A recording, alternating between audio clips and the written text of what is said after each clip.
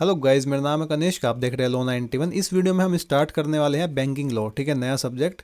आज हम पढ़ेंगे बैंक के बारे में, बैंकिंग के बारे में और बैंकिंग कंपनी के बारे में। ये इंपॉर्टेंट टर्म है तो इसलिए पहले इनको क्लियर करते हैं। ठीक है, नोट्स और पीपीटी चाहिए, पीवाईक्यू चाहिए, बंडल्स चाहिए, PYQ plus notes plus PPT, सारा कुछ मैंने बनाया हुआ है। यहाँ पे लिंक आएगी, डाउनलोड कर लेना। ठीक है, तो बैंक क्या होता है, पहले बैंक के बारे में बात करते हैं। बैंक एक इंस्टीट्यूशन होता है जो एक्सेप्ट करता है पैसे को पब्लिक से एज डिपॉजिट। ठीक है, यूज करता है उस पैसे को टू गिव लोन्स और मेक इन्वेस्टमेंट। ठीक है, और अलाउ करता है कस्टमर्स को विड्रा करने के लिए मनी बाय चेक, ड्राफ्ट या फिर एटीएम या फिर दूसरे तरीकों से। मतलब जब कस्टमर चाहे तब वो अपने पैसे लेके जा सकता है, तो उसको बोलते हैं बैंक।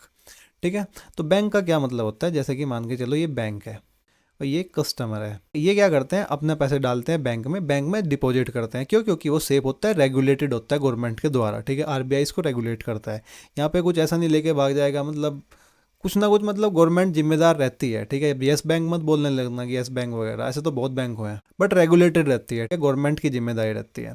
तो ये कस्टमर्स होते हैं, ये अपना पैसा यहाँ पे जमा कराते हैं बैंक में। इनको क्या मिलता है, इनको 3% मिलता है। ठीक है, टॉफी मिलती है, लॉलीपॉप मिलता है इनको। तो ये बैंक क्या करता है, ये मान के चलो इसके पास 1 लाख रुपए है, तो ये 1 लाख रुपए क्या कर देगा, लोन दे देगा। बहुत बहुत तरीकों से लोन देता है। कार लोन, जैसे होम लोन हुआ, ठीक है, या फिर दूसरे टाइप के लोन, पर्सनल लोन वगैरह, क्रेडिट कार्ड लोन, क्रेडिट्स पे देता है पैसे। ठीक है, तो बहुत तरीके से लोन देता है।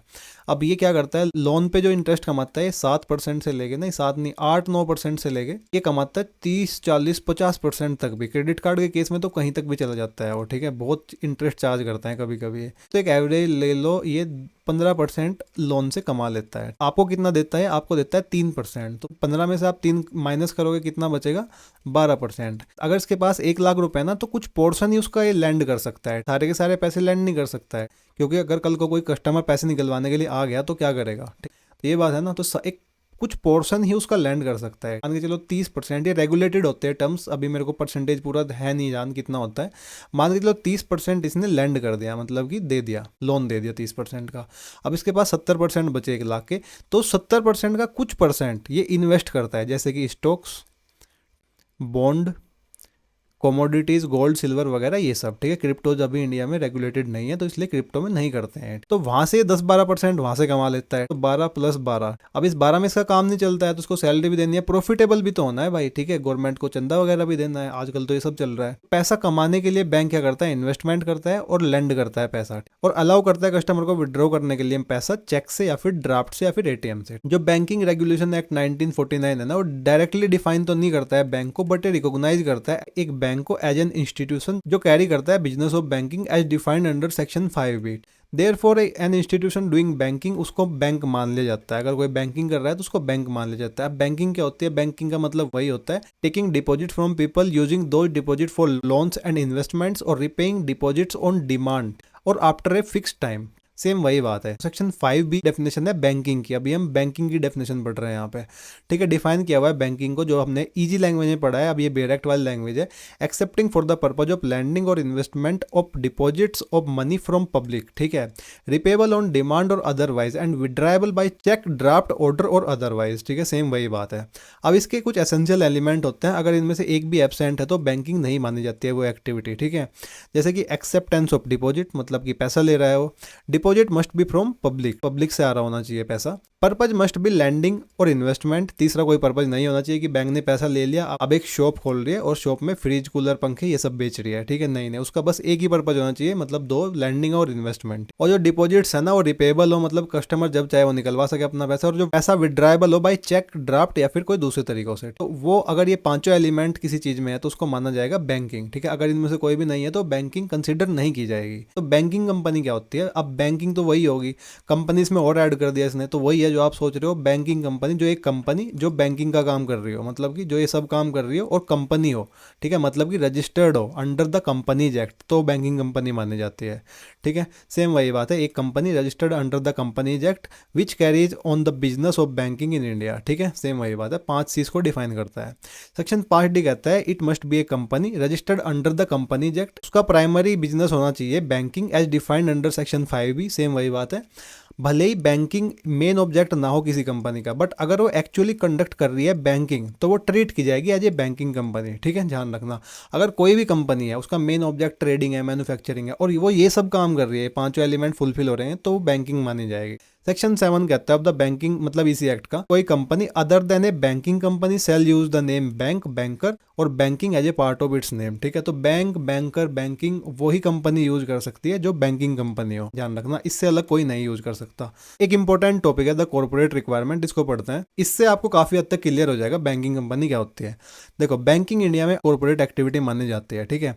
एक इंडिविजुअल जैसे कोई लोकल मनी लेंडर है या फिर कोई पार्टनरशिप फर्म है, वो बैंकिंग कंपनी नहीं मानी जाएगी। To be a banking company under section 5C you must first be a company, पहले आपको कंपनी होना पड़ता है under section 5D। Section 5D ensure करता है कि जो इंटरनेशनल बैंक्स होते हैं जैसे कि HSBC, city bank, standard chartered bank, ये ऑपरेट कर रहे होते हैं इंडिया में, उनको ट्रीट किया जाता है as company under the banking law. तो भले ही वो इनकॉर्पोरेटेड है लंदन में या फिर न्यूयॉर्क में, तो सेक्शन 5D उनको लेके आता है डेफिनेशन ऑफ कंपनी में, तो RBI उनको रेगुलेट करता है, कर सकता है, just like an Indian bank. Section 5D बोलता है कि it must be registered company, भले ही डोमेस्टिक या फिर फॉरेनर हो। सेक्शन 5C बोलता है जो कंपनी है ना वो परफॉर्म कर रही हो बिजनेस ऑफ बैंकिंग। और सेक्शन 5B कहता है the business must strictly involve deposit and lending. Section 5C बोलता है कंपनीज कौन सी बैंकिंग कंपनीज नहीं होती है, भले ही कोई कंपनी डील कर रहे हो पैसों से, सारे ऑब्जेक्टिव फुलफिल हो रहे हो, बट वो बैंकिंग कंपनी नहीं मानी जाएगी अगर वो आएगी इन कैटेगरीज में, ठीक है। सबसे पहले मैन्युफैक्चरिंग और ट्रेडिंग कंपनीज, अगर एक कंपनी का प्राइमरी बिजनेस है मैन्युफैक्चरिंग गुड्स और ट्रेडिंग, ठीक है,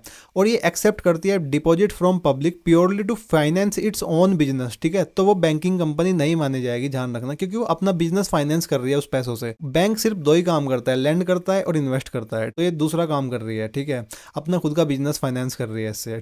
NBFC वो बैंक लगते हैं, ठीक है, जैसे कि बजाज फाइनेंस वगैरह, वो ऑलमोस्ट जैसे बैंक जैसे ही काम करते हैं, बट वो बैंक नहीं माने जाते हैं। क्यों नहीं? क्योंकि वो एक्सेप्ट नहीं करते हैं डिमांड डिपॉजिट। डिमांड डिपॉजिट वो डिपॉजिट होता है which is repayable by bank any time, ठीक है, जिसको कस्टमर कभी भी निकलवा सकता है, जैसे चेक वगैरह से, ठीक है। तो उनका कोई पार्ट नहीं होता है पेमेंट का, सेटलमेंट सिस्टम वहाँ पे नहीं होता है, ठीक है, वो चेक इशू नहीं कर सकते दैन से, ठीक है, जैसे कि मुथूट फाइनेंस, बजाज फिनसर्व वगैरह। नेक्स्ट है कोऑपरेटिव सोसाइटीज, अंडर सेक्शन 7 जो कोऑपरेटिव सोसाइटीज वगैरह होती है इनको एक्सक्लूड किया गया है, ये बैंक वर्ड यूज़ नहीं कर सकते हैं। क्यों नहीं कर सकते? क्योंकि ये कोऑपरेटिव सोसाइटीज होते हैं, कंपनीज नहीं होते हैं। भले ही ये जो एक्ट है ना इसका पार्ट 5 गवर्न करता है इन चीज़ों को, बट ये एक्सक्लूड किया गया है, ठीक है, बैंक यूज़ करने से। इनको बैंक नहीं माना जाता है, ये बैंकिंग कंपनी नहीं होती है, क्योंकि उनका एक लिमिटेड पर्पज होता है। दूसरी बात, वो मेनली काम करती है एग्रीकल्चर और रूरल क्रेडिट के लिए, और वो परफॉर्म नहीं करती फुल बैंकिंग फंक्शन जैसे कि कमर्शियल बैंक्स करते हैं, ठीक है। तो ये एक्ट बोलता है कि हम आपको रेगुलेट करेंगे, ठीक है, पार्ट 5 में हम आपको रेगुलेट कर रहे हैं, बट आप फुल फ्लेज्ड बैंक नहीं हो। नेक्स्ट है फर्म, इंडिविजुअल्स और मनी लेंडर, ठीक है। Banking company must be a company, आपको पता ही है। एक लोकल मनी लेंडर या फिर partnership firm might lend money, वो पैसे लेंड कर सकते हैं, but they are not banking companies under 1949 act BRA, ठीक है। नेक्स्ट है specific prohibited businesses, under section 8 of banking regulation act 1949 एक बैंकिंग कंपनी स्ट्रिक्टली को मना किया हुआ है उसको from engaging in trading. They can not buy or sell goods directly except for realizing security for loan, मतलब अगर लोन के लिए कोई पैसा आपके पास गाड़ी किसी की पड़ी हुई है तो वो बैंक बेच सकता है उसको, ठीक है, ये एक एक्सेप्शन है, बट वो बाई और सेल नहीं कर सकते हैं गुड्स को डायरेक्टली। अगर एक कंपनी का मेन बिजनेस है ना बाइंग और सेलिंग ऑफ गुड्स, ठीक है, तो वो कंसिडर नहीं की जाएगी एक बैंकिंग कंपनी, ठीक है। तो यहाँ पे होती है वीडियो कंप्लीट। यहाँ पे इंपॉर्टेंट लिंक आ रही है, इससे PPT डाउनलोड कर लेना, इससे चैनल को सब्सक्राइब कर लेना, ये वीडियो देख लेना पूरी। अगर आपका कुछ छूटा हुआ है तो इस प्लेलिस्ट में से सारा सिलेबस कंप्लीट करके खत्म कर लेना, ठीक है। अगर आपका एग्जाम है तो all the very best for your exam. मिलते हैं नेक्स्ट वीडियो में, बाय बाय।